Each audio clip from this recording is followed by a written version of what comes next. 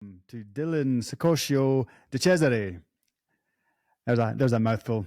I'm guessing by that you're Italian. Yeah, I talk with my hands a lot. So, Yeah. Well, bippity actually, bob funnily bitty enough, boo bitty. yeah. Well, I was in Italy a couple of weeks ago because you can practically see it from where I am right now. The border into the Aosta Valley it's only a 45-minute drive. So we drove down Wow. to Firenze for a weekend. One of my favorite places in the old country, I suppose you'd call it. One of my favorite places. Fantastic place. Just walking around all over the place. The architecture, just the ambiance, everything about it is lovely. The light is good. It's such a nice place. It's one of my favorite places to go. Firenze. Anyway, Well, just I actually researched. I've never been back. People in my family kind of had to commit treason basically to come here and leave everything behind. So I don't. Nobody wanted to go back and get the land or anything. But Florence is It's so rich in the universal system of priestcraft and ancient symbology that you could just, if you know what you're looking for, you'll never get bored seeing all the symbols and stuff there that are used all over the world. It's an amazing I place wish I from what I see. I wish I'd spoken to you before I went because I love that now. Now that I have a tiny bit of knowledge, I love the fact that I can walk around these places and I see a symbol somewhere and go, I know it. I have an inkling of what that is. I wouldn't say I know what it is, but at least my eyes are open to what's going on, and that's it. This is why I'm so pleased I got you on because I've listened to quite a few times on podcasts, and what you talk about I find super interesting. Being a guy from Scotland who speaks only one language, and French is I'm conversationally good, but forget about it. That's about it. But I understand French pretty well, and I speak it pretty well. So it's not Italian. Forget it. So you are. How would you describe what you Well, do then, let me Dylan? give you some hope though, because I don't Oh, speak languages either. ah, What I do is I okay. study the structure of them, the philology. And so what ends up happening, and I've developed this by researching scholars from Britain. And there's like this brief period from like the sixth, maybe I guess 17th to like 18th, 19th century, where the learned men who were publishing works in Britain is bar none the best. And they demonstrate how there is a universal system of letters and the way things are structured. And that is important because letters are invented by the priests. And this system is found all the way in like ancient Ireland from the Agam, or, I know the modern people, they say Oim now, but it used to be like pronounced Ogam, Agam. So I like to say Agam because the archetype is like that mercurial, Heracles type of character, Agnius. And that's really interesting because Agnius effigies are, if you look at some of these old accounts, they were claimed to be found at places in Britain that were considered like Roman forts and stuff, whether it's in Northumbria or anything. And the Umbrians are what can't remember if it's Pliny. I think Pliny the Elder. It's one of those accounts talked about the Umbrian people being the oldest culture in Italy. I don't know that I agree with that, but if you look at the Umbrian alphabet, it's almost this one for one with the Etruscan. I say Etruscan, not Etruscan, because it's a Latin word, Etrusi, and the SC is pronounced like an SH in Latin. So you can even see that like in the old spelling of English, it terminates with SC rather than SH. So I say Etruscan, and you're also going to hear me say Etrusco-Phoenician, because when you look at the Etruscan alphabet, it's basically Pelagic, which is Phoenician, and they all come from this like same stock of systems or a system.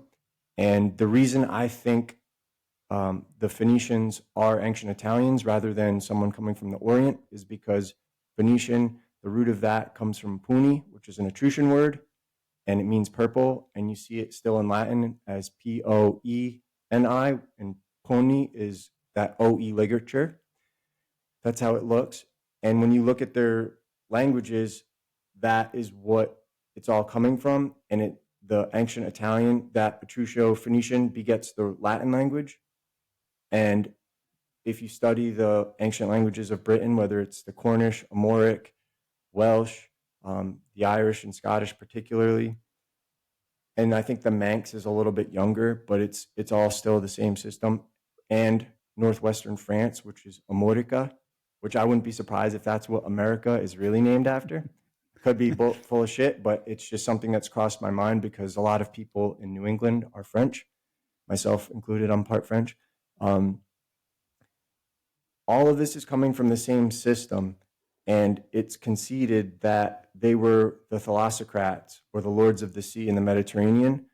The Greeks called them Tyrrhenians, and Pelagians, and they ruled the Mediterranean allegedly 232 years or so before the Phoenicians. So what I think the Phoenicians actually are the maritime navigators of the Etruscan Empire. And when you look at Rome, it's admittedly quasi-Etruscan all the way up to the 1st century BC. And my last name is Caesar, Cesare.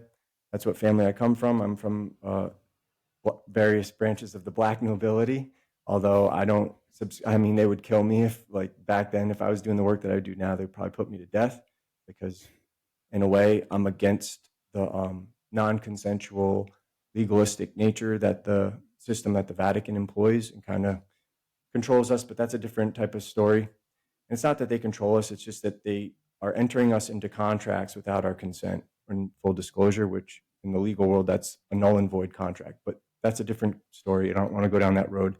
But basically, I do.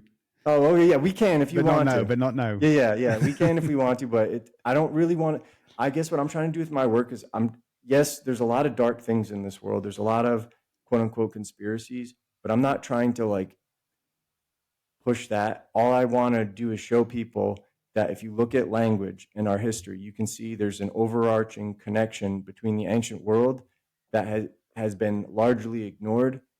And most of the history we have that we consider like the Roman Empire is products of the Middle Ages. It's totally made up.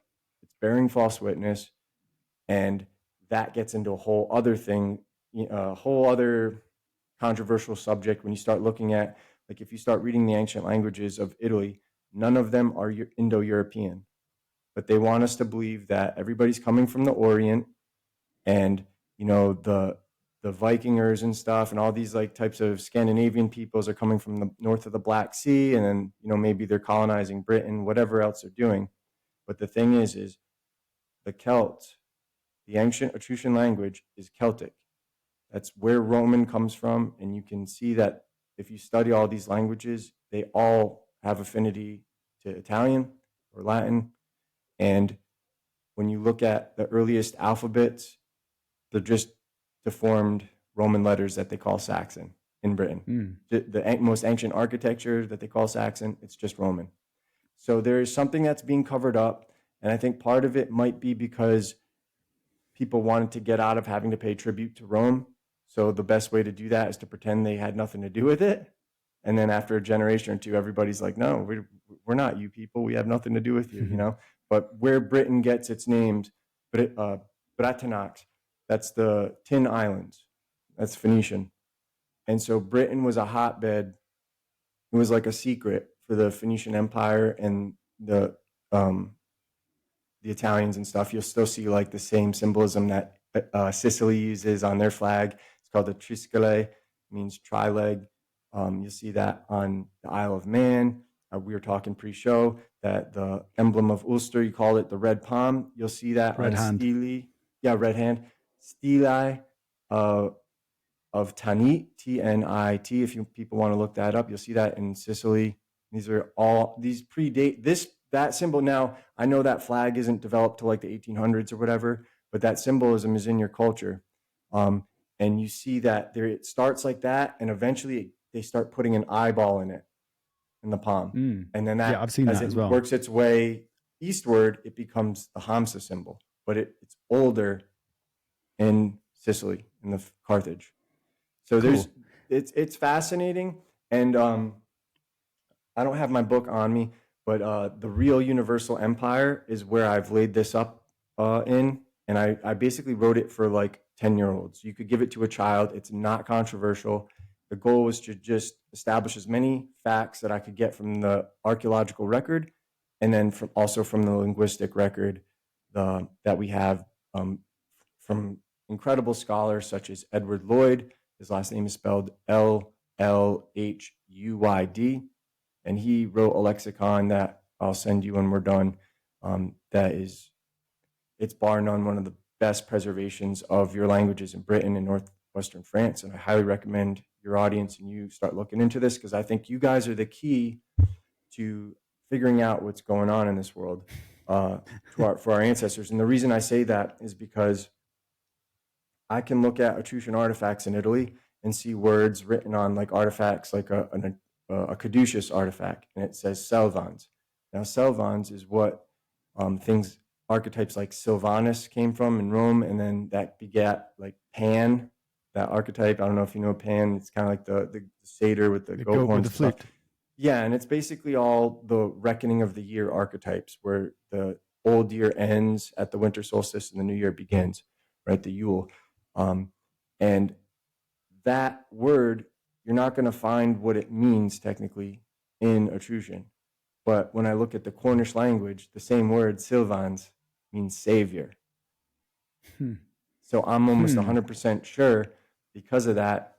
And when you understand the history and the early Irish alphabet is almost one for one the Phoenician, you can see that they come. And then when you look at their words in this book, The Real Universal Empire, let me see if I got a copy. Give me 1 second. It's on your screen. Dylan's just popped to get the book. And I'm just going to do, you can still hear me. Can you still hear me? Yeah, good. Let me just do because this is going to be a bit of a mind blower for people who are listening. So I'll just do a little, because I know more about your work than I think most people who are listening would do. And so the Etruscan, I'm going to call it the Etruscan because that's what people will understand. Yeah, was an empire. I mean, they were the big dogs in town before the Romans came along. And you can still find, there are still Etruscan tombs still being raided to this day because I keep finding them all over the place. But they were an ancient culture pre-Roman. And I think the Romans, you'll obviously know a hell of a lot more about this than me, but they used a lot of took the best bits, I guess, of the culture. And when you talk about the Phoenicians, they were famous seafarers, we'll call it that. They were, what we're told, kind of like the Venetians. Like the and Phoenicians. You see the interchange. There's a few of those names, isn't there? Those V's, those letters interchange. Yeah. Yeah. Well, there's a few places which you could, that tie into the Phoenicians. Venice, in the Ireland, they call them the Feni. So there's like a Fenians. So the whole body of Irish law is called Fenicus, and it's also called Chuncus. Yeah. Well, they're called Fenians. They're known as, well, it's a bit of a slur nowadays. And that's because those letters all interchange. And this is what I'm trying to tell you. Like, when you start studying all these languages, you see who uses what letter for which. So we were talking about the Umbrians. They use the B for the V. So something like Minerva is spelled Minerva, but it's still Minerva. There's a lot of little subtleties. And this is why I would really love for people like you to really start looking at the British languages under this lens, because I think you guys have the key. Well, it's like when you go to Valencia in Spain, it's Valencia. They don't pronounce the V, they pronounce it B. So going back to the Phoenicians. The Phoenicians were I don't really know too much about them, but there's a few things about them which I've discovered recently, which is... By the way, don't feel like you got to walk on eggshells, because I don't know a whole lot about them either. Because when you look at the historical record, there's not a whole lot about them. People have just made stuff up where they're, instead of just leaving it blank and saying, we don't know, they've made stuff up to make it seem like it's coming from the Orient. That's where I'm coming from. Okay, so from what I know, oh God, I hope I get this right, but from what you would call now, like kind of Syria, Israel, Gaza type of place, a little bit, so that the Eastern Mediterranean seaboard, next to Cyprus, next to Turkey, between Turkey and Turkey and Egypt. And what was one of the funny things? And we're going to get to the Scottish aspect of it, but we're going to talk about how the Phoenicians, because you might say, well, you probably are shouting into the night saying, what the hell are they talking about, Phoenicians in Ireland and Scotland? Excuse me. And then, this is what I discovered relatively recently, probably certainly in the last year, is that there was, and I'm probably going to butcher this, and I'm sure you'll know more about it than me, but you mentioned Cornish tin. The tin mines in UK are in southern Wales and Cornwall. And that is basically the same place separated by a bit of sea. And if you're from Cornwall or Wales, then I didn't mean to offend you, but it's on that southwest aspect of the British Isles. During the Bronze Age is when the Phoenicians were at their alleged peak. And what is bronze made from? It's made from tin and copper. Am I right on that? Good. Okay. And, I have to interrupt you. Please do. What wasn't there? Wasn't Scotland called the Kingdom of something? Begins with an A. Wasn't Britain called something with an Alba. A? Yeah, Albion. Alba. So that comes from Phoenician, means high or white. So it pertains to high rocks or white, because that's what they saw from sea when they settled in southwest Britain, the high rocks, the white. And where are the Caesars from? Mount Alba. And the reason this is important is because I'm from the Caesar family. And that's the patriarch of my family. He had blonde hair and blue eyes, and they want people to believe that we're Turkish or some Asiatic race. We're not. We're Celtic. We're Celts. And for those who are incredulous, I just want to show you that I'm going to show you this page so you can just see. You can look all this up on your own, but you'll see.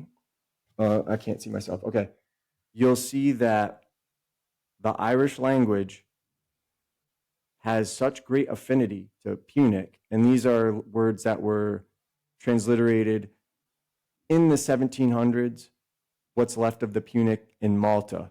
But if you look at the historical records, fantastic scholars like Thomas Assel, Punic was just Sicilian Phoenician. The Basque language is just Spanish Phoenician. If you look at the Basque language, they always pretend they have no idea where they're from and that they're this race descended from Atlantis or whatever else. I'm going to give you this word. It is spelled A-I-T-A.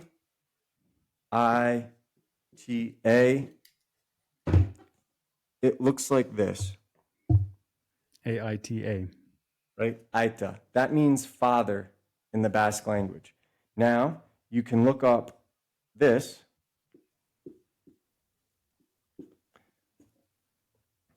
Sorry, I really have to get better with it. Oh, there we go. That's how it's written in Etruscan tombs. So if you look up Aita in Etruscan tombs, centuries, 400 years before the earliest Basque inscription, you'll see that is an epithet of Shuri, which is the Etruscan Hades. So it's like Father Shuri, right? And we see this, and that Aita, in Etruscan, it becomes Primus Aita, which is the first father. Then they would say, you, God, you Primus Ater, God the first father, and that P Ater truncates into Pater, and that's where Pater, father, in Greek and Latin comes from, and that's where you Pater, Jupiter, comes from, God the first father. So you can see that in the Basque language. And in the early accounts, they say, well, the Basque letters are nearly Greek. What scholars like B.L. Ullmann had to concede is that all of the Greek abecedariums, which are the alphabets that they had available, all in one place, they all thought, all the stuff they thought was ancient Greek turned out to be Etruscan. And all this stuff about Latin descending from Greek turned out to be false. And in higher realms of education, like the archaeologists and stuff, they recognize that Latin is just a lingua franca that was developed by the ancient Italian peoples, like the Umbrians, the Samnites, the Etruscans, all of that. And when you look at the ancient Italian languages, they have no affinity to Indo-European languages, which is why they can't be translated. So if we were descending from Greek, there would be affinity. And because there's none, it's proving that ours is older, that the Celtic is older. And it's just different. It's not coming from the Orient. And that's all I'm saying. It's not to deprive anybody of their history, of their culture. But when you look at the language, there's some hurdles that you can't get around. And the way they've been doing this is there's a lot of forgery. There's a lot of forgery, and I think there's a lot of people who haven't really done the work, and they can't see this. But if you look at, going back to how I'm going to prove to you that we're Celtic, and that so Caesar is an Etruscan name. And back then, the C functioned like a G. So it was Caesar.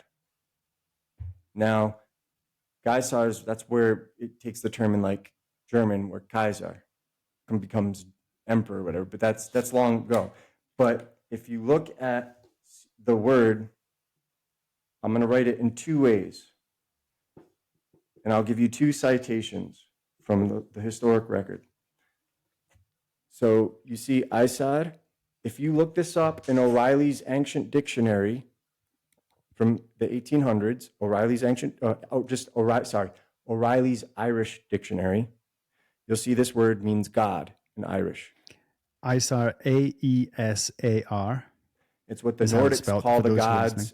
Yep, and that's what the Nordics call the gods. Aesir, you see? Aesar means sun. So this also means God in Etruscan. And how would I know that? Well, according to the copyists who copied Suetonius' work, so it could be forgery because the oldest copy is only from like the 9th century AD, but this is what we have to draw from. But in Suetonius' work, he wrote in Latin, Aesar ides reliquo parce Caesaris nomine Etrusca lingua deus vocatur, meaning Aesar, which forms the remaining part of the name Caesar or Caesar, is in the Etruscan language the denomination of God or the name of God. And then another one, Aesar, Esar. Yeah, sol in Etrusium etiam lingua Aesar vocatus est, meaning sol, the sun, in the Etruscan language is called Aesar.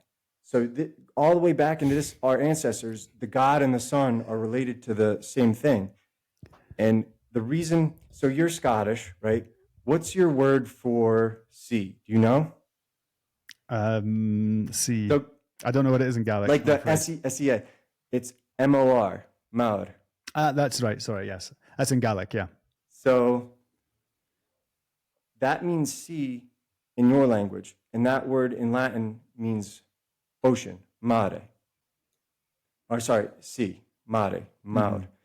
But in Phoenician, and this is why I really want you guys to look into this, because the Irish, for whatever reason, were able to either isolate themselves and not experience as much cultural diffusion so they could preserve our history, or something else is happening. But when you look at that word in Irish, it still retains the Phoenician meaning, which is great. So in Italian, we still have this word in in people's names. Like there's a name called Mauro, right? And so in Phoenician, it means great lord or prince. You'll see this in Mauritania in North Africa, where you'll see Phoenician cities like Lysus, which is basically, it was named after lions, Lys. That means because it had so many lions there, that's why they named it that. But in Irish, you know what the Aran Islands are? A-R-A-N? I don't know how to say it. Is it Aran? A-R-A-N? Aran.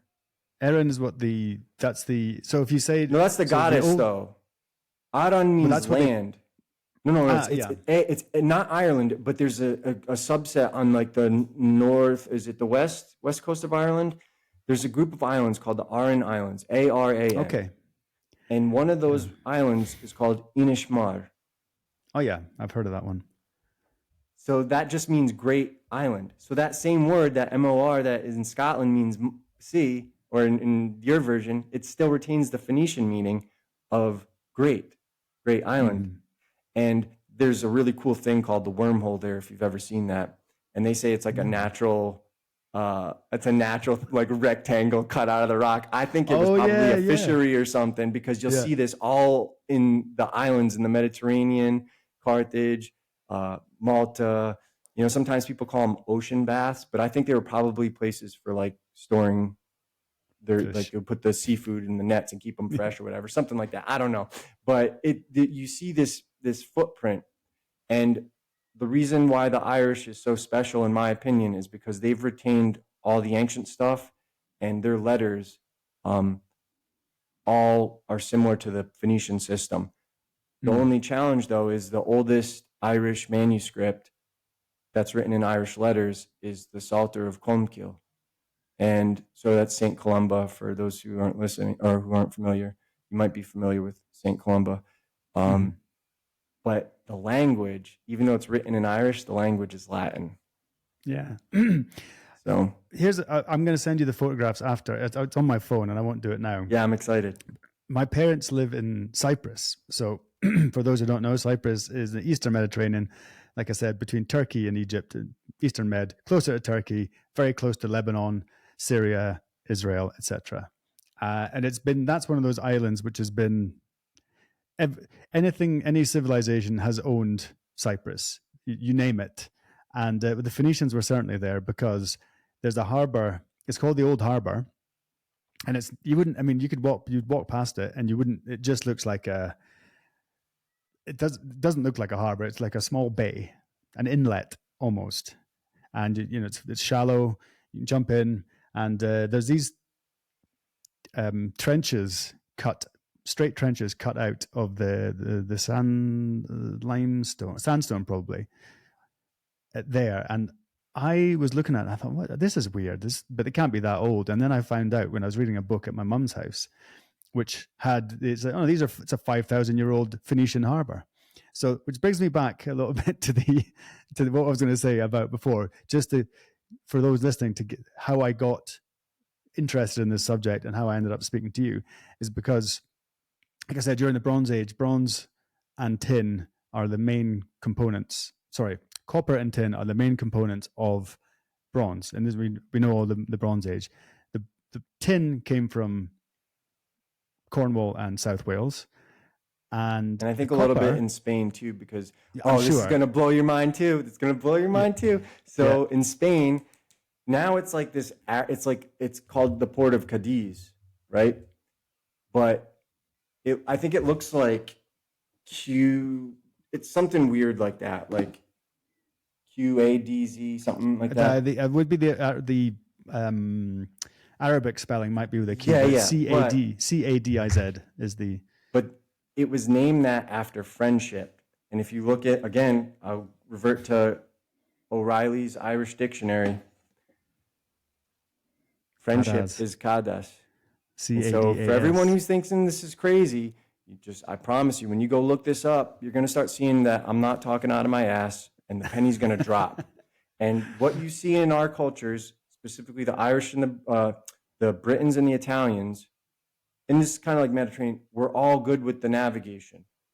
We have a secret system that we use to get from place to place to mine and all that stuff.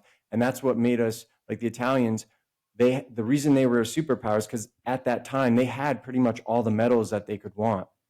And if you look at the accounts, they also were experts at draining swamps and like irrigating the land and turning those lands into pastures. So they also had the highest crop yields in the ancient world. You don't see this in other cultures. You see the Britons, they're expert navigators. Who's going to dispute that? And the reason they're one of the most learned cultures is because while the British Empire was thriving, the freedom of the press was also existing. So people were able to really start showcasing their findings, and everybody else wants to claim like we're like these colonizers that moved in on all the stuff that they'd set up. Yet we still do all of this stuff today, right? People still brought the best masons in the world, which are from Italy, to places like Westerly, Rhode Island, which has the best granite in America, to mine that and build the cathedrals and stuff. So and if you ever get a chance, if you look up Rhode Island, look up the Newport mansions, and you'll see the reason they imported all these Irish people to specifically build these amazing Gilded Age homes. So they're not being brought over as like these incompetent slaves. You know what I'm saying? But it feels like that's the narrative they're pushing. Well, I will eventually get to my point, but this is just so interesting where you keep all this knowledge. I'm sorry, I had to. I can't help myself. That's okay. For the audience, I apologize. We get excited and we just go on tangents. That's okay. It's gonna happen. I'm all in. I'm all in. You're asking, you're questioning why that it seems to be it's been very well preserved in the British Isles, especially Ireland, north of Scotland. It's that you've obviously never been to Ireland or the west of Scotland. You're better off sticking out in Italy because the weather is not great. I'm not. It's windy. But it's Italy wet. kind of sounds like a layer of hell to me, just because. So in America, we're like very like punctual and stuff, and the way the time is like elastic to them, and you can't get anything done when you want. It just seems like I would have a difficult time there. Yeah, you get used to it. Trust me. All right. So going back to the copper aspect of the whole thing, so this is what really blew my mind. And the first time I heard it, I thought, what a load of crap. But there are. And you can look this up. This is not me saying this, and it's not going to be you, Dylan, saying this, but there are ancient copper mines in Illinois. I think it is in Illinois, quite near Chicago anyway, south of Chicago. And they are, whoever's been mining them, and it goes back a lot, thousands upon thousands of years.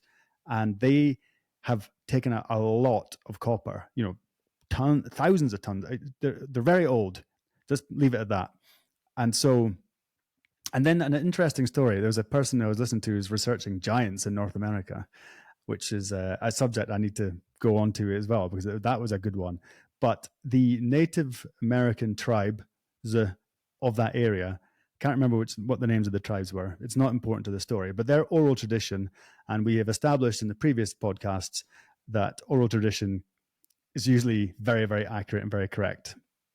They didn't write anything down, but so they talk about this culture of fair-haired, white-skinned, blue-eyed people who lived there for thousands. They were there for thousands of years, and they lived with the Indians, whether they enslaved the Indians, and I'm using Indians in. I think they were actually more friendly with them. Like I think that's why they trusted the Spanish. Because they were waiting for like their friends to come back. And those weren't their friends.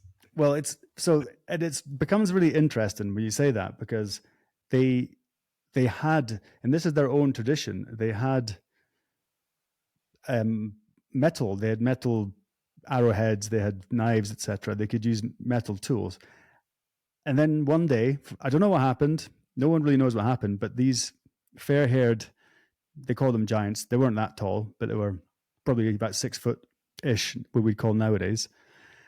They one day left after several thousand years being there, being part of the culture, living there, had a civilization. They're even finding roads like Roman roads, proper, multi-layered, like you see nowadays when you put down your aggregates and you end up with paving stones on top once it's all flat. That's being found in America. Again, you can look this up. I am not making it up. I'm really not making this up. And so what other person was saying, and by the way, and one day they left. They left. So I guess something happened back at home base, back in the Mediterranean. And then the Native American Indians there, they went back to stone tools. They went back to the Stone Age after these people left. So that's an interesting point. So what I'm trying to say in this long-winded way is that the Phoenicians had a trade that they went from the Mediterranean to southern Britain, picked up the tin, and the trade continued up, and they would go up into what I guess like Hudson, was it Hudson Bay? I'm not sure. But they'd go into the Great Lakes, get themselves down to Chicago, get the copper, go down the Mississippi or the Ohio River, whichever one it was, down into the Caribbean, stop in the Caribbean, in Florida, and I can't remember what they were doing there. It could be something to do with slavery. Not entirely sure, and don't quote me on that because I just don't know, but I think that could have been part of the trade, and then back. So there's like this triangle from the Med up through Britain to North America, down into the Caribbean, and then back to Europe. So if that's true, And there is a lot of evidence points to something like that going on, because that's when the Bronze Age exploded in the Mediterranean, well, across the world, actually, as it happened. So they had the skills of metallurgy. And so that's when we talk about the Phoenicians, you go, who the bloody hell are they? It gets to when you start to think about if this is possible and if it is true, and I really hope it is, because then it just blows everything out of the water in history, that there was a thriving trade between Europe, well, what we call Europe now, and North America, and probably elsewhere. So that's what I was trying to lay the foundation on. So when we give ourselves a bit more credibility when we talk about this. Yes, and there's a couple things I want to talk. So when you do get a chance, I really dive into these subjects with book 5 and book 6 of Spirit World. The first one's called The Holy Sailors. The second one's called Terminalia. You don't need to read the rest of the series to access them. They're kind of like their own thing, but they do pertain to the overarching pattern that I'm trying to show people, which is this ancient universal system. Well, even if you look at, so you know how you have Tuscany or Etruscans, or whatever, how people want to say that. Well, you also have that same root that I would say Tushis or Tushi or Etrushi. You have that in the Tuscaloosa Indians, which I would say like Tuscaloosa, but that in itself is just coincidence and doesn't matter. But they have something called the rattlesnake disc. And so when you're re-listening to this, make sure you Google image search this, and you'll see that rattlesnake disc is holding, it's got the same palm that you'll see in Ulster, that you'll see in Sicily and Carthage, and it's got the eye in it. The thing is, the rattlesnake disc is only dated to the 1700s. Or no, excuse me. It's dated to I think the 1200s or 1300s. It's still, if it's real, it's weird because at the very least it shows people got over here before Columbus. But if it's fake, then I've just demonstrated that people are forging artifacts. Because you can't have that very specific Phoenician symbol if you didn't have interactions with them. And if it only dates to the 1400s, that's some 1,000 years prior to their dealings here. But something I also wanted to bring to your attention is, so what got me going on this is I came across an account from a gentleman named Lionel Wafer, who is an Irishman who grew up speaking the Highland language of the Irish and the Wild Scots. And there was an accident, a gunpowder accident, and his leg got burned to the bone. So they couldn't bring him back. So they left him with the Darien Indian tribe in the Isthmus of America, which is kind of like near modern-day Panama. And he was able to learn their language in less than a month and be fluent in it because it had such great affinity to the Highland language. And it's guttural and all that stuff. And then when he also noticed he says it in his accounts, there's Indians there that look like they might have had European fathers or something. And when he inquired about their skin and why they kind of look white, to the Indian chief, his name was Lacentia. The guy said their mothers contemplated the moon when they conceived. And when you look at, and everything you're talking about, when I came across this, I thought it was whitewashing of American history. And I was like, there's no way. Sorry, that's racist what I just said. Yeah, right? I was like, there's no way. That sounds crazy. Then I started looking into it myself, and I have very high standards. And what you will see, you can look this up on Google Images. You'll see Roman, Gallic, Celtic rings with tot on it, T-O-T. Mm-hmm. And the archetype is Tuisco, also known as Tutates. It's kind of like that Thoth, Tot, in Egypt. Oh, God. The Mercury character. And this is the Mexican word for God or divinity. And T-E-O-T. Well, what they do is they terminate it with an L. So it looks like Total, yeah. But the L is silent. When you actually learn how the people pronounce it, it's tot or teot. And the thing that's bizarre is when you look at these early accounts from like the Franciscans and Dominican and the people that were trying to figure out what's going on, they have all these things in their language that they have no idea where they came from. Like they couldn't explain that TL or TLE determination on their words. They had no idea where it's come from. Furthermore, they didn't use beasts of burden. They didn't have pulley systems. They didn't have hard tools or weapons because despite having iron-rich mines, they didn't know how to mine or smelt iron. Yet they have all these incredible elaborate temples. Some of them are in the same fashion as temples like from Jupiter Belus in the ancient world, and they're trying to figure out like what's going on here. And then even the locals themselves said they didn't build the temples. And I think that's why they were so friendly originally with the Spaniards, because they were thinking that it was this ancient culture returning that they had been anticipating. Yeah. So an interesting point is we should have set this. We should have started recording straight away because I knew we'd end up missing some good stuff off the start. But we talked about Atlantis, and I had a fella on not long ago, but he did a very good episode, and he's a scholar. He's a historian, professor, university professor, and he would talk about various different things. I'll send you the link to listen to that one because I think you'll enjoy it. And he was talking about the linguistic similarities between the Basque people in northwest Spain, so on the French border. Well, it's actually in France as well. What am I saying?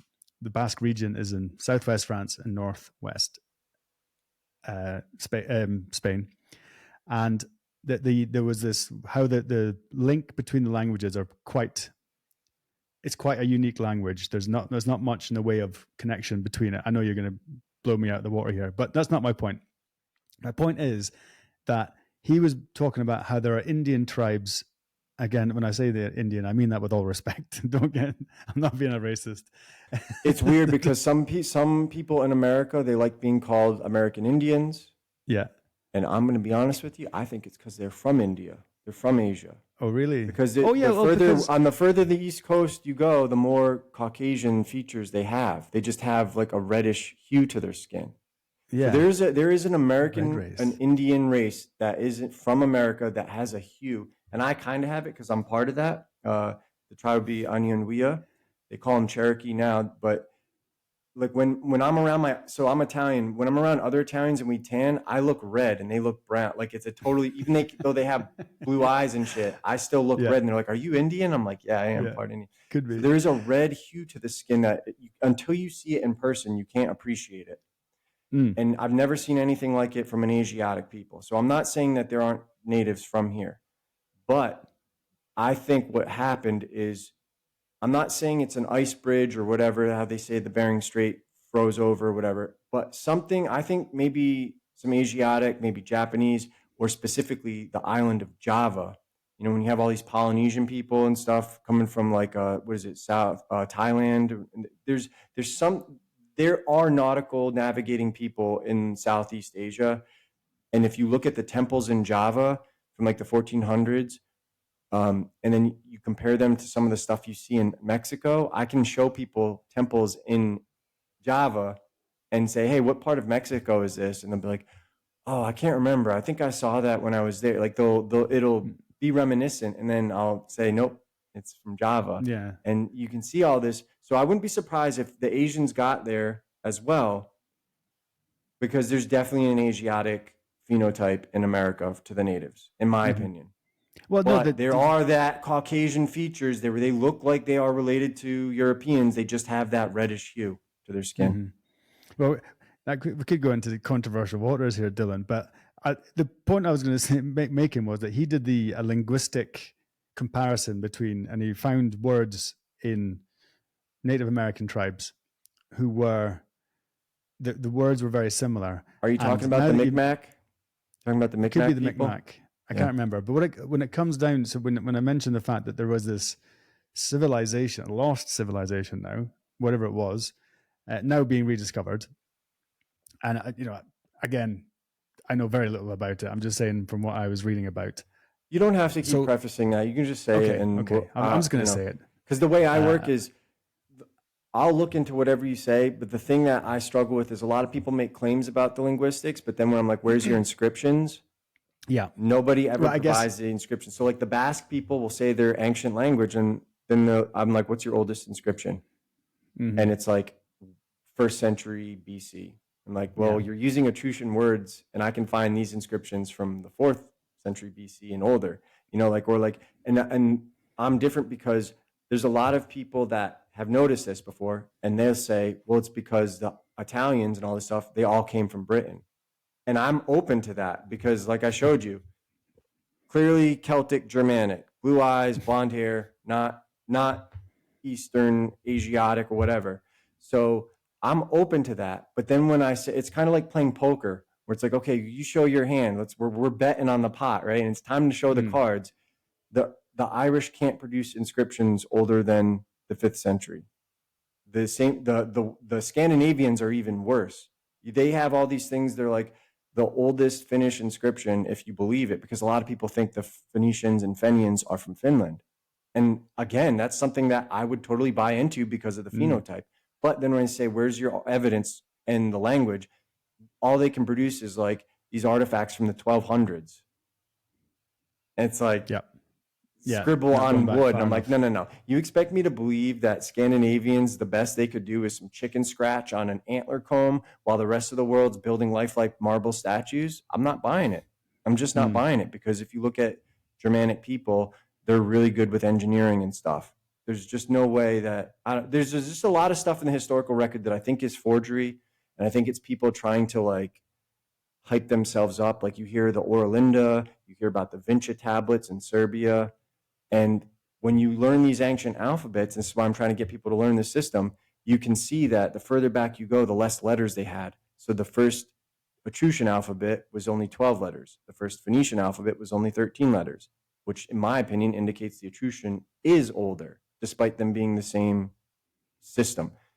And then when people say, well, these Vinci tablets are from 10,000 years BC or whatever crazy claim, 6,000, they're always making these crazy claims, but then it's like they're using alphabets with way more letters.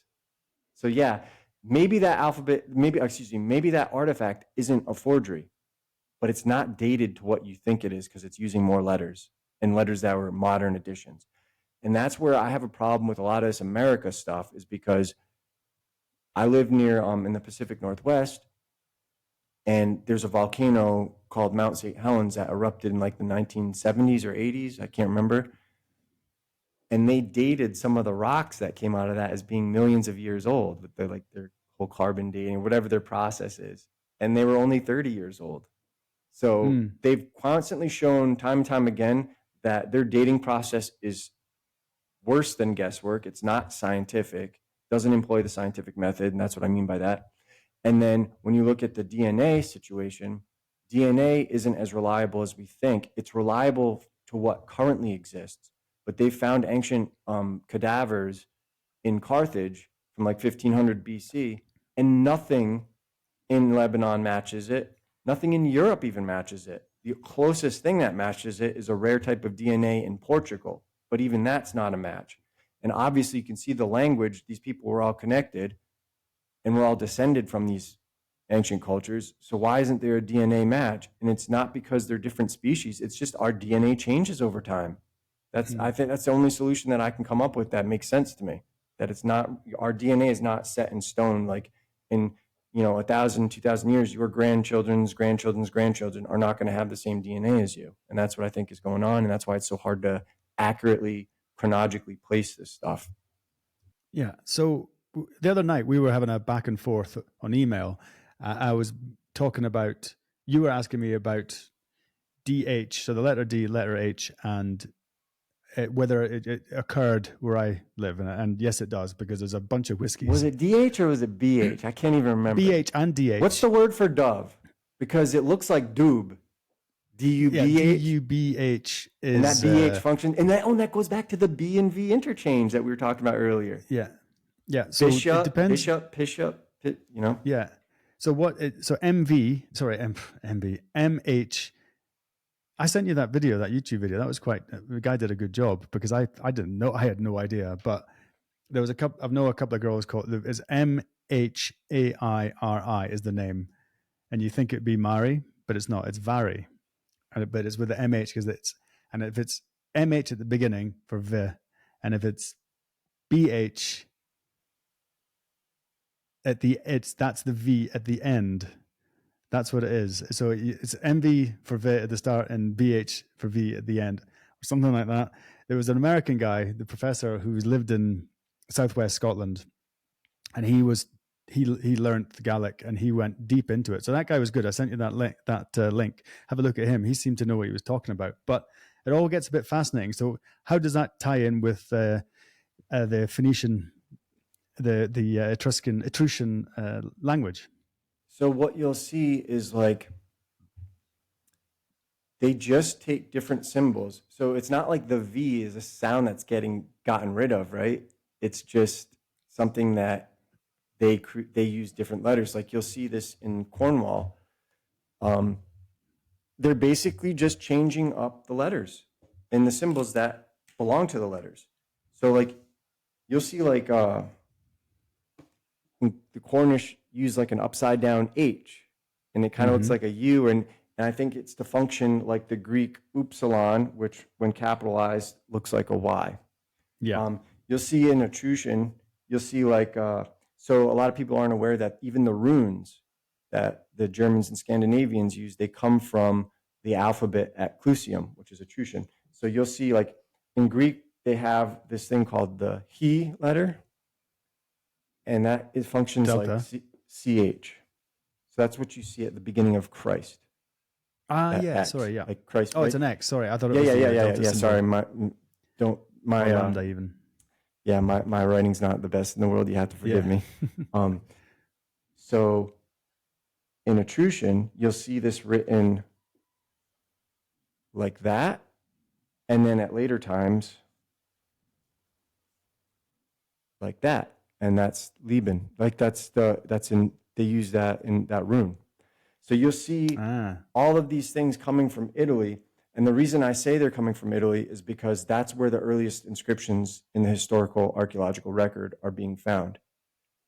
If somebody can produce this stuff coming from Britain, I would just, it wouldn't change anything. It would just be like, yeah, I'm on board with you guys. It's coming from there. Oh, I'm on board with you guys. It's coming from Finland, for sure. But they're not doing that. They're just getting emotional and whining and crying and lying. And it's like, what is going on? It's like, there's like this weird aversion.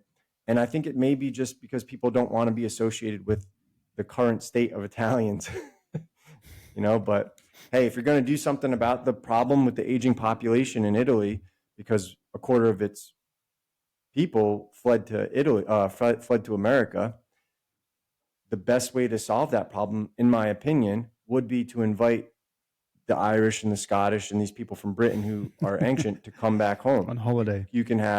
We'll give you a house and land that will be in your family for as long as you decide to have a business and have, you know what I mean? As long as you're not unproductive. That would be the solution, in my opinion. Well, you mentioned before, and it's it's actually, I love going there. It's the area is called Alba, and it's just south of Turin, Torino. So yeah. Not far away. It's about a 3-hour drive for us. So if you get a chance to go back there, have you heard of the Tusculum portrait? No. So they say Tusculum portrait. It's being held in Turin. It's the only bust that was confirmed to be made of Julius Caesar while he was alive. So what I want to challenge people to do is you can go online and get a better picture because this is going to be grainy, right? But you type in the real Universal Empire, and the images you get, my nono, Domenico de Cesare, and you can use Canva or something to superimpose the face of Julius Caesar on him, and they have the same creases. They even have the same crease in their neck. Everything is the same. And you can see that phenotype is still in my family 2,000 years later. Wow. I know. So I challenge people to do that just because you brought up Turin. Yeah, well, Alba, the reason I mentioned Alba, because Scotland was, during Roman times, it was called Caledonia, and England was Anglia. I think the ancient name is Albion for England and Alba for Scotland. Erin or Era for Ireland. It's the same root that N is just a Greek termination, that O-N. Right. So it'd just be like Albi. Yeah, and the Welsh are the Cymru, I think it is. So I don't know. I'm probably getting those really badly wrong, but it just seems so. And then you mentioned something before, Northumbria, or North Cumberland. Umbria, which is a region in Italy. Cumbria, the one next to it, Cumbria. They'll tell you it's named after Umbria. a river, and that's the end of it. I'm just like, well, Umber. then why are all of your ancient languages Italian in structure? I'm just asking. Excuse me. So that's, you get into that point when you start getting into that, the coincidences across the whole thing it's a bit. And by the way, because I know there's going to be some Brits that are listening to this, this isn't coming from me. I'm not some American making up bullshit about your country. I got this from Godfrey Higgins, who's a lord over there. Right? He had his own estate. So I got this from actual Brit. The reason, in my opinion, my work is so good is because I learned from British scholars who I already said is, in my opinion, are the best in the world during those times. Cardinal Valency, Godfrey Higgins, I mean, you name it. Robert Taylor, all these guys. Some of them were imprisoned for exposing some of this stuff. And they said they were blasphemous. Yeah, but it just sounds, it would be so fascinating, wouldn't it, if we knew what the situation is. I have my doubts about what we are presented in history. When somebody like Napoleon goes that history is a story agreed upon. I like to butcher. So I like to butcher quotes. You know what? I don't even think it was Napoleon. I think that's been attributed to him, but there's a bunch of other people that said it. Like there's a bunch of variations of that. Like what is history but lies agreed upon and all that other stuff. Yeah, exactly. I've looked into that because I've quoted Napoleon, but then when I chased it down, I don't know if it was Napoleon who said it, but it's someone like that. Yeah, a set of lies agreed upon. And when you like I do, I love to go into these things, and for me, the crazier the better. And I like you, I'm skeptical, but for me, it's fun, and I enjoy it.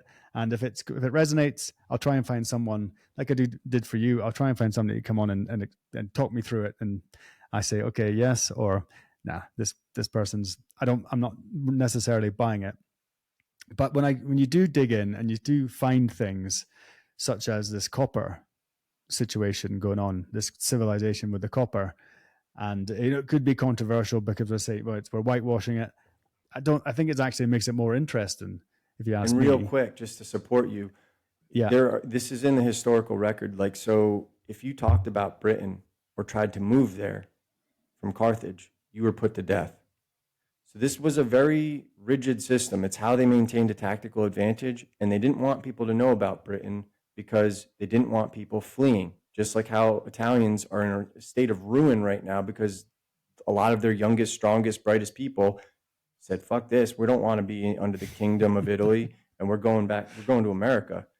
And that's what a lot of my family did. And the same thing would happen with Britain, and Carthage would fall anyways. But it was illegal to talk about this stuff. So when you're going to these places, you're usually going in the employment of some king, right? So there's even an account, if you look into Herodotus's work, he admits he doesn't believe the account, but he still gives it anyway from his informants. And is that this King Nikos, Necos is how he spells it, I think in Greek, something like that. He was an Egyptian king, and he hired Phoenicians to sail around Africa. And he said it took them like 2 or 3 years, and they would sail, then they would plant, harvest, sail again, and it took them 2 years, and they finally came back through the Pillars of Hercules, which is the Strait of Gibraltar, and then finally back to Egypt. And that's all the way, you say he wrote, I think, in the 5th or 6th century, something like that. Forgive me, it might be 8th. I always there's so many historians like that I mess up all the time. But something I want you and your audience to look into so you can see how I'm coming to these conclusions.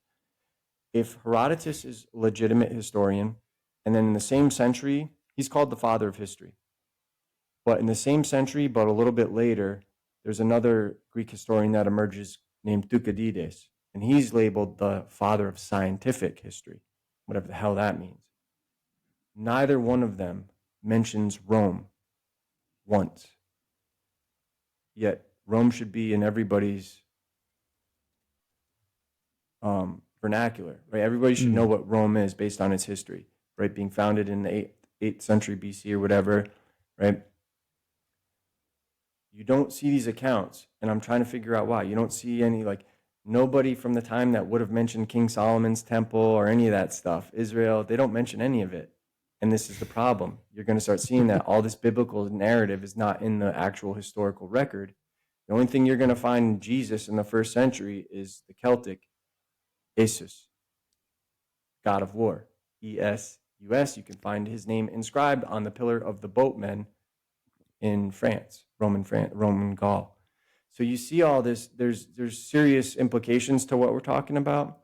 But if you look into it, some of this stuff is not as crazy as you'd think it would be when you start figuring out, like, why are we taught one thing and then it's not in the historical record? Why are the Rosetta Stones, which all translations of the hieroglyphics are dependent on, why are they Greek? Why are they not in some Phoenician or Celtic language or Etruscan? There's mummies that they found called the Zagreb mummy, Zagreb, in Luxor, wrapped in Etruscan script. So where's that in the Rosetta Stone? And people are starting to think, the Rosetta Stones are probably forgeries. Or if they're real, they're just young. And so those hieroglyphics are just a version of Greek, just like the Coptic is Greek, Cyrillic. They're all Greek-based, Ethiopic, Hebrew. They all correspond to each other. And going back to the Caledonians, I wouldn't be surprised if Hebrew is a modern invention by Brits using a Chaldean syntax. Because if you look at the Welsh language, there's nothing in any other language that has more affinity to Hebrew than the Welsh language. Really? They have something called tea bread. It's called I think it's called Bara Brit. And it means tea bread. But Bara means creation in Hebrew. And then Brit is a covenant. It's the same word. And it looks like when we spell it in English, it looks like Berith, Berith, but they pronounce it Brit. So and people have written, Welsh scholars have written about this. They share like of all the affinity in all these languages with Hebrew, the Welsh has more than any of them, especially with the sounds. And I wouldn't be surprised. Hebrew is the system. So learning how to read Hebrew and transliterate Hebrew will help you learn ancient Italian and then the Welsh languages and all that stuff, or the British languages. They go in hand. But my contention is that the Latin is not descended from Hebrew or Greek, as pretended. I think Hebrew and Greek are inserted artificially into Latin to cover up European history. And I think this is probably, it's definitely a product of the Middle Ages, but it might even be like the late Middle Ages. That's my opinion. I know that's controversial. It's not on Mr. Kindness, just me. Yeah, I'm speaking off the cuff. You're not liable for any of this, so don't start a Reddit troll thread and bash Mr. Kindness. It's all on me. I wouldn't worry about that. That's fine. There's something to be said about it, and if you look, it's there. It's there in the language, and I just think what we're looking at is people creating history on behalf or employment from the religious institutions. And in order for that history to make sense, it has to conform to everything coming from the Orient. But when you go back to the Americas, they have someone, if you look this name up, Cox. And that Noah story is theirs too. And instead of a raven, they send out a vulture. And instead of the dove, they send out a hummingbird. It's the same story dressed up differently. And so they knew this in the 1500s, and they were trying to figure out, had Christians and Jews already colonized these people long ago?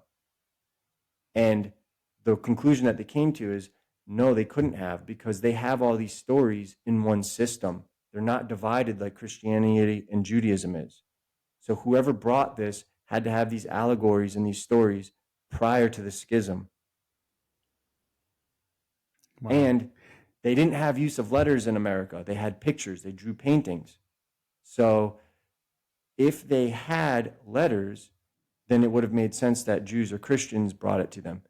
But they didn't have letters, which means Jews and Christians couldn't have brought it to them. Otherwise, they would have brought the use of letters. They would have brought the skills of smelting iron, all kinds of stuff like that. And they didn't have any of that.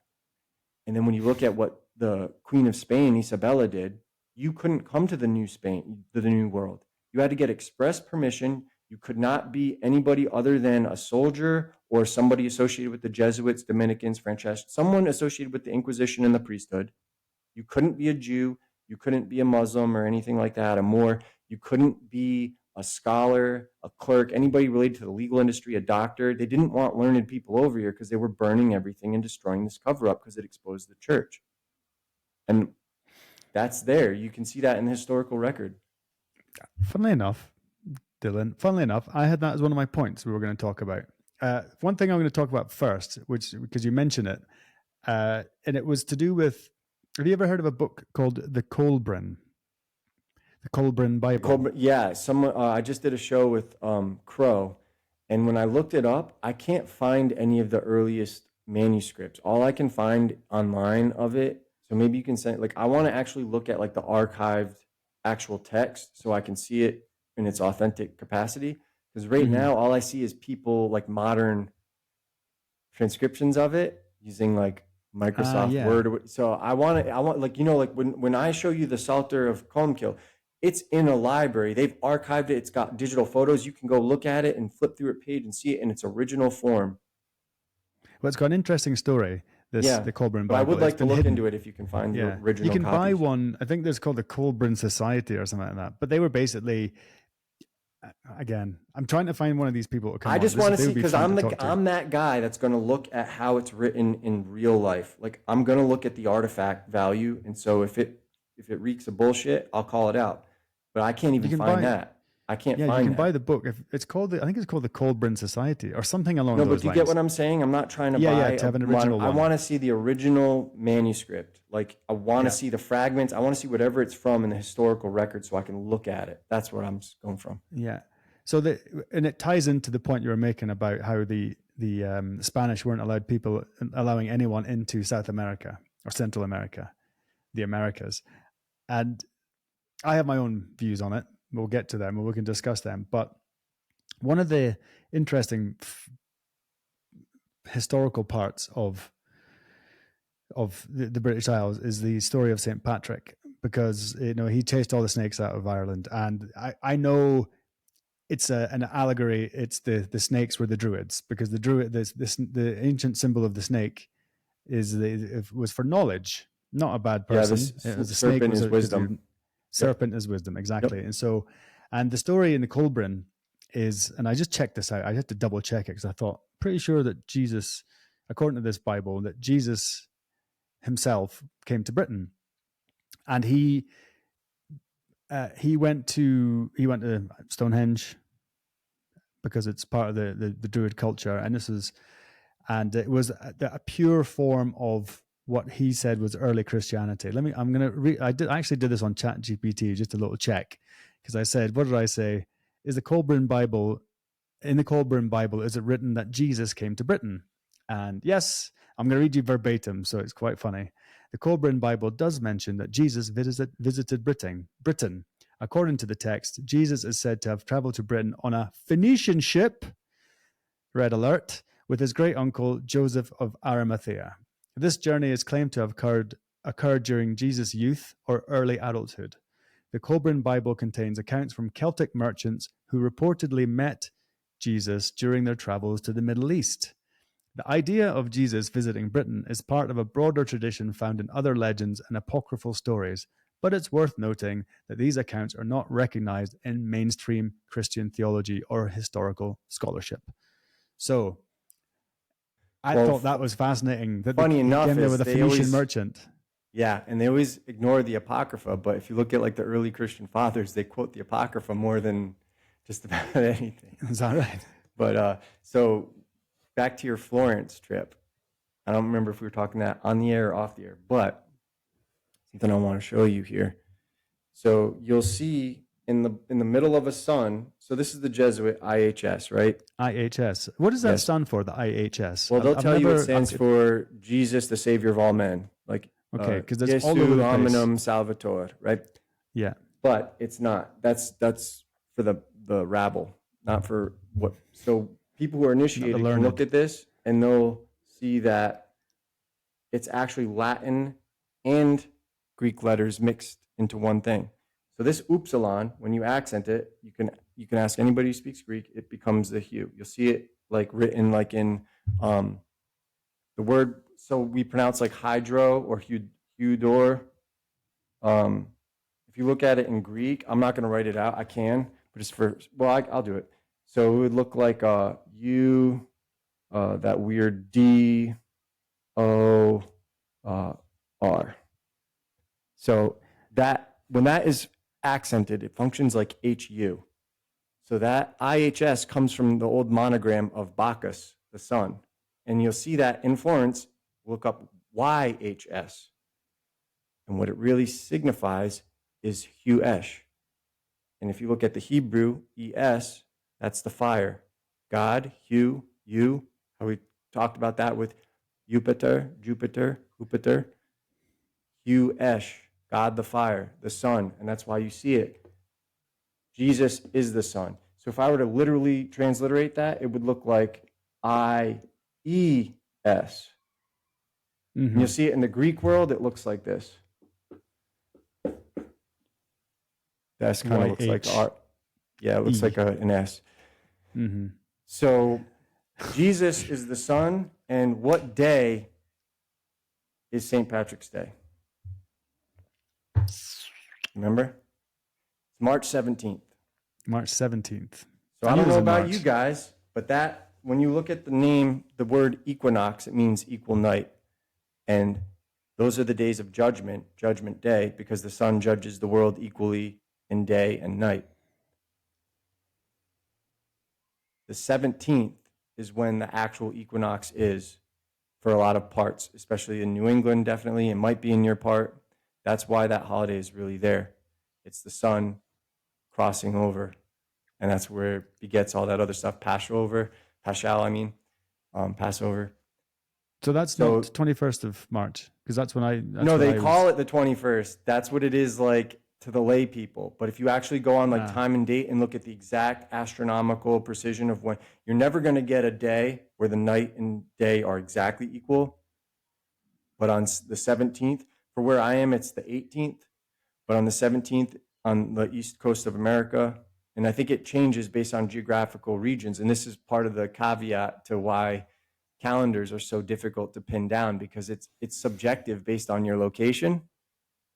But with empire and business, you have to establish something consistent for everybody. So that's where all this religious festivals and holidays come from, to try to just give the lay people the generalized idea of what is occurring when, so you know when to plant, you know when to harvest, you know, all that stuff. And, you know, depending on whether you live near somewhere like the Nile River, well, your winter is essentially going to be, if you just think about winter as a concept of death, like where you can't grow things, it's going to be closer to the Nile flooding, the height of summer, because you can't plant. And then you got to wait for that to subside. That's when where it's most fertile. That's when you sow, and then you harvest, you know. So it just depends. But going back to that, you look it up, the 17th is exactly St. Patrick's Day. And St. Patrick has all the solar symbolism. It's the sun at the equinox, vernal equinox. Yeah. So it comes... That's how I would look at it. I'm not saying you have to accept that. I'm just telling you from the priesthood's perspective, that's how I would look at it from a Druidical perspective. And why did they pick that day in particular? You know, why is it? Anyway. Well, because the day is night. That's how you let them know the day is exactly equal. The day and night are equal. So you know from that moment, especially if you're measuring it with all these like astronomical temples, whether it's Stonehenge, Avebury, all that stuff, you're keeping, that's the function of the priest, is to reckon time. And when you know the sun is crossing that moment, you know soon you can start sowing, planting. Because if your people are dependent on, if you have to feed all these people, you need to be precise on when you harvest. When you need to get the most out of your growing seasons. You need to know what grows at what time and what grows a little bit later in the season, the first fruits, all of that stuff. That's why they do it. Yeah, geez.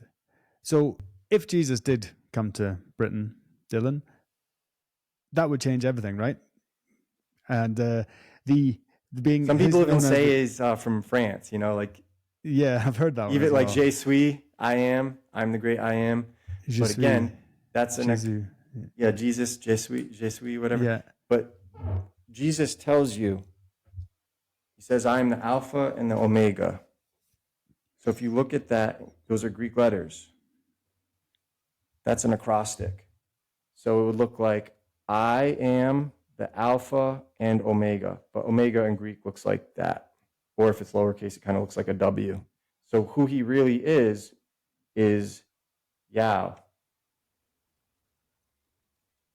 You'll see that all the way to China, Emperor Yao. You'll see that in the Gnostic, Yao, Abraxas. You'll see Abraxas, he's got like the rooster head. Fish. Yeah, he's got like the serpent. I'm sorry, I'm just showing. Maybe that's where some of these Indian symbols come from, just trying to draw a simple thing, and you're like me and you can't draw. But yeah. So if you look at some of this stuff, you'll see it. Yeah, you'll see that he's confessing, or whoever wrote that story is confessing that he's Yao.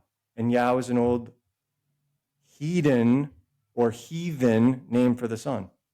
And that's where it starts to get interesting as well. When the Son of God, he's always got this golden halo, which looks like the sun. It's like so obvious. And it's not a bad thing. I honestly, and a lot of people will have problems with this, but I'm like, no, that's where the value of your religion is knowing what it represents. That's where you get the value of it, knowing what it means, knowing what it signifies astronomically. It's an awesome system. The problem is there are people who have used it, specifically, the British kings. They all pretend they're descended from Japheth, and this line of like Sylvanus, Silvus? I always confuse Silvus with Sylvanus because it's the same word. When you get rid of the termination, these words are all the same. It goes back to Sylvans, savior, or Selvans. But these people all pretended they're descended from these Abrahamic religious figures, and that's why they have a right to govern you. And I think the Irish, maybe one of the reasons they did preserve themselves for so long, because they weren't having it. Exactly. That's what I was going to say. The fact that the Druids they still are Druids in the UK, sun worshippers. And I think they've been demonized, by the way. I don't necessarily believe they were as vicious as people claim they were. Well, it is, isn't it? The eating babies, child sacrifice, and all that. It's the same when you want to demonize. When you want to demonize a different culture, you say how bloody horrible they are. Now, I don't know. Like you, I try to keep an open mind with things, but when you see certain or hear certain things that St. Patrick was sent to Ireland to clear out all the Druids, what do you reckon they used? Was it a kind word and here's a boat, or do you think it went through there with it was probably a bloody affair? And which brings me back to the Central America thing. What you do, the last thing the Spanish would want would be, let's say, a British ship turning up and going, what the hell's going on here? Where's all this gold coming from? What are all these books? And for a fact, I would bet a considerable amount of money that the texts that they discovered or were handed over to them by the priests in Mexico, Central America, South America, all over the place, and what they're doing, we're taking them, we're saying they were burning them. I doubt very much they were burning them. I think it's been a campaign, and I'm not anti-church. I'm not anti anyone. I'm just saying. Yeah, me either. I mean, it's not like everybody associated with them knows what's going on. It's just a very small. When you look at these, it's just bad power people. Structure. It's a very small position of people that know what's going on, and everyone else is kind of just compartmentalized and going with the flow and following orders or whatever. Yeah, and exactly, and it's a power play, and there's that much gold. And wait, hang on, our power structure is based on this story. Over here in South America, they've got a story which goes way further back that we actually know from the rest of our library. So we can't have them confirming that, no, you guys are talking nonsense. The actual thing that's happening. 100%. That's the exact conclusion that I came to. Yeah, and I'm not, again, who am I? It's just and I could be wrong, and you might disagree with me. I could be wrong. I'm just letting you know that's the conclusion I came to, is just we have to destroy that to preserve ourselves. It wasn't like they wanted to destroy it because they hated them or whatever. Because your story is based on a set of truths agreed upon. A set of lies agreed upon. However you want to say it, and that's a major. I mean, it's it would bring the whole facade down. But it seems to be happening, bit by bit. I think that there've been the people who are studying these things, the archaeologists and historians who are going a little bit out of the box, are bit by bit finding stuff that shows that, actually, the culture, well, I mean, it's very clear that the culture up until the advent of the modern church was sun worship. There's absolutely no question about that. But it's not even why like would you spend so I don't much even time? think sun worship is the right word. It's the fact that the sun is the only thing that's eternally consistent, because if you were to build a temple that's associated with the stars and aligned with the stars, at first it works out, but over enough time, because of precession, they become misaligned. Whereas the sun, if you just focus on the equinoxes and the solstice, that is eternal. And that's why it represents gold, because gold is we don't even really know the full extent of what gold is, because it doesn't tarnish. You can dig up artifacts, right? You look at like that symbol that people call the swastika or svastika. Well, in our cultures, it's called the Gamadion, and that's like the Triskelion or Treskele. It's like a form of that. And you can find that inscribed in gold in Etruria from the 9th century BC. And so all these people who are like Odinists and like Scandinavians, it's like, well, that's fine. Use all that stuff. There's nothing wrong with it. But don't pretend like you invented it. Or if you're going to, you need to acknowledge your ancestry, where it came from in Italy. Know that your people actually came from down there. You are a diaspora. And that's what I'm saying, is like that Celtic phenotype is more likely from Italy, that Central European phenotype, because when you look at the accounts of the historians back then, you can see in the 2nd century, and I don't see why you would lie about this unless the whole document is a forgery, because only the initiated could read at that time. And you'll see that all of the known world that they knew was from Narbo, which was Narbonne, France, to Tanais, which is like north of just like the Black Sea area. And they said anything north of that right now is unknown. And those who claim to know anything are thought to be liars or whatever, or laying down fables.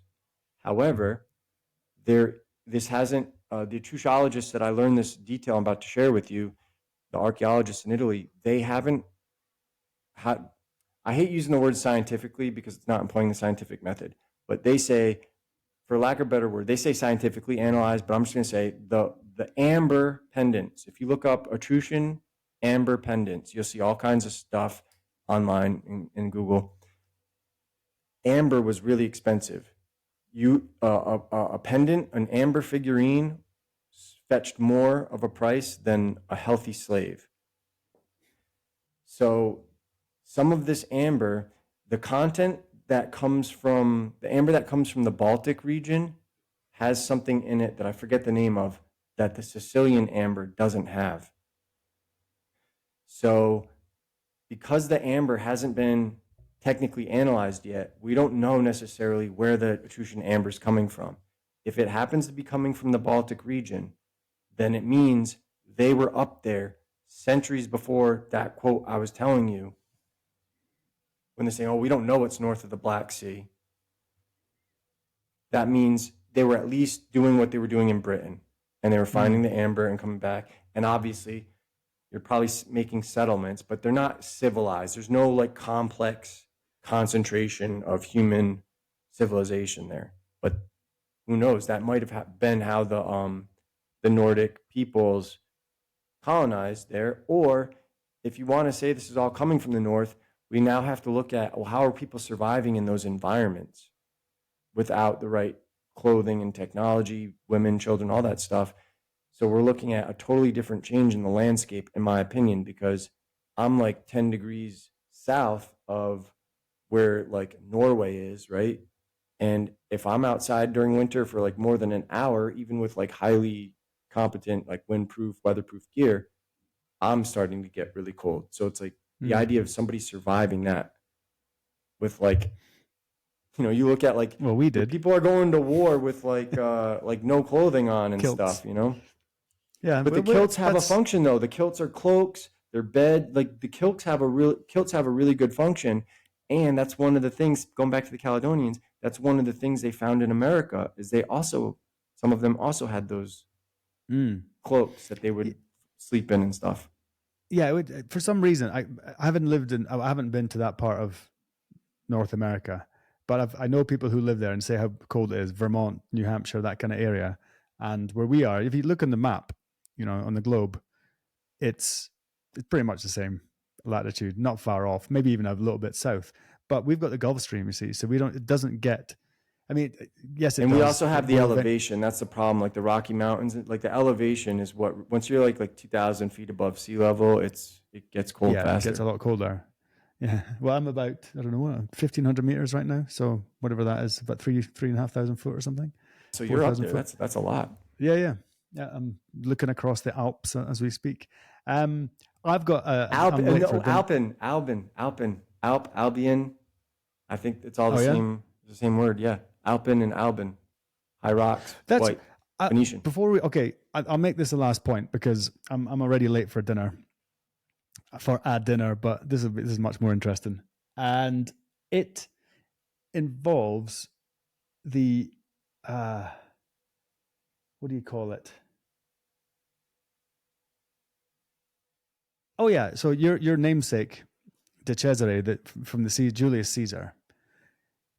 Did you know that have you ever heard of a podcast? Well, it's a podcast, but it's called Hardcore Histories by Dan Carlin. You ever this guy? It's fantastic. I don't think so. He's amazing. Maybe I have. Yeah, if you want to learn a lot about a culture in 6 hours of podcast, then he's your man because he's very thorough and he's really good and he looks at it from different things. But so you got the Gauls, the French, they're the Gaels, as a Gallic tribe, as were the Iberians and the rest of us. And even that term is problematic because you're predicated on being descended from Gomer, which is like one of Noah's grandsons, right? Yeah. I like the word Gallic. Yeah, so I like the word Celtic. I think it's Gomer, something like that. I like the word Celtic because it comes from Phoenicia and it means Celta. It means blonde, or it means yellow or saffron colored. Right. Excuse me. So it's not it's not like a race. It's just saying you have like yellow, hair. Reddish hair. Yeah. And I just want to also make something, just because I'm from the Caesar family, it doesn't mean I'm descended from Julius, but I'm just showing that because my grandfather has that same phenotype. For those, for people who hear this, they can see it for themselves. You can look at that look at the statue, superimpose it, use Canva or something just to make the photos transparent, same size, and you'll see the face structure, everything. It's all the same phenotype. Yeah, so because he led, remember the cartoon Asterix and Obelix? Well, it's much more popular in Europe, but it was a cartoon. I don't watch TV, sorry. And they do and movies and stuff. And, it's all joking about the Gauls. Asterix the Gaul was his name. They're all fighting the Romans. But it was a genocide that the Romans killed. Well, according to this guy, Dan Carlin, it was 3 million of the Gaels. And then the old name for Switzerland is Helvetia. The Helveti, actually, there's an account that Julius, they had their laws and stuff were written in Greek letters, and they were trying to figure out how the hell did Greeks get to the Helveti? How did the Helveti have use of Greek letters? That's in the historical record that people are curious about. Yeah, and his campaign was to wipe out the Gaelic. It must have come from Britain, right? Do you think the Helveti, if they had, because the Alps are really not it's really difficult to cross through parts of those Alps, right? Yeah, so for sure. It implies the fact that they had the Greek letters, they must have come from Britain, right? From the other side. Because the Greeks eventually started taking over the Phoenician trade routes until there was a battle, I think it's called the Battle of Alalia. It's right like near Corsica, where the Carthaginians and the Etruscans got together and they just took on the Greek the navy, and they lost it, but they beat the Greeks so bad, the Greek, like they had nothing left. So that's what stopped Greek expansion. But I wanted to bring that to you about the Helveti. The fact that they had the Greek letters is a big, if it's true, it's a big deal. Well, and real quick, another thing that's controversial, because people are talking about how the Romans like massacred Germans and massacred Britons, but the reality is, one of Julius Caesar's best friends was Divitiacus, who was an arch-Druid, and Britain was the seat of learning. That's where you had to go to become a Druid to begin with. And That's what so, Jesus was there for. yeah. So, and according to the and if Coburn that's Bible. true, that's exactly why he would have been brought there to be initiated. It was known as a seat of learning. That's where everybody in Gaul sent their, basically you send your kids there to become made men. So yeah, initiated. I think the whole reason they were over there is because as this situation was crumbling, the British kings were trying to get out of paying tribute, and they had to go there and make sure that all that stayed, and they continued to pay. So once they got that, they left. So it wasn't about trying to conquer them. You know what I mean? And who's conquering and building Hadrian's Wall across the whole friggin' country? That's crazy. Nobody does that when they conquer, or like when they're like, that's like you're setting up shop there at that point. It's like your country now. Hey, listen, Dylan, I'm gonna get shot if I don't go. Yeah, no, let's wrap it up. It was a pleasure, man, and I look forward to getting a copy. I'll share it with my Substack people. It goes directly to their email, and I'll send the links to your site. Anything you want me to share where they can support you, let me know. All right. So what's just give us the Holy Sailors on Instagram. So the two books related to this are the Holy Sailors, Spirit World, the Holy Sailors, Spirit World Terminalia, and then the Real Universal Empire. Now, this is the one you can give to little kids. It's not. We're not going to be talking about religion. We're not going to be talking about conquering, like nothing violent, none of that. But Spirit World is controversial. It's more the adult version. But if you want to see the artifacts, you want to see where I do this with the language, with the locations. I've got this location on my Substack where I have all these places that'll be of interest to you in Britain, the Balearic Islands, Mediterranean, you name it. That where you're going to find my work and all of my podcasts and stuff from now on. And this is being published in audio and visual form. You can just go and onto the Substack. It's Great Tide, GreatTide.substack.com. And you can just watch the preview for yourself and see if it's something you want to take advantage of. But yeah, it's a monthly fee, but you get access to everything. And then if not, some people just stay subscribed so they can get updates when I'm on a podcast like this one. So that's where you can find me. And appreciate you reaching out to me. I'm glad we got together. I was kind of hesitant because I don't really want to be a public figure, but because of your relationship with Darius, I knew you had credibility. So I'm like, all right, I'm going to go on and see what we do. Yeah, so thank him. He's a good guy. Yeah, he seems like a great guy. So yeah, he's a cool guy. And if I had a great time talking to you, so if you want to have Crow on as a guest, you let me know, and I'll try to set that up. I'll send this to him, and then maybe if you want to have him on, see what he says. Yeah, no, he'll love to talk about this stuff. Crow777.com. Yeah. I really like. Well, no, not crow777.com because someone hijacked that. He's crow777radio.com. CRROW777 radio.com. Radio.com. Yeah. All right, Dylan, thank you so much. Man. I'll let you go and enjoy the rest of your day. Thank you for listening. What a wonderful chat, man. That was great fun. I loved it. Yeah, I had a great time too. I think it would be fun to get a beer in person. So hopefully someday we'll make that happen. When you come to Italy. Yeah, I want to learn how to speak your languages. All right, man. All right. Good night. Take care. Bye.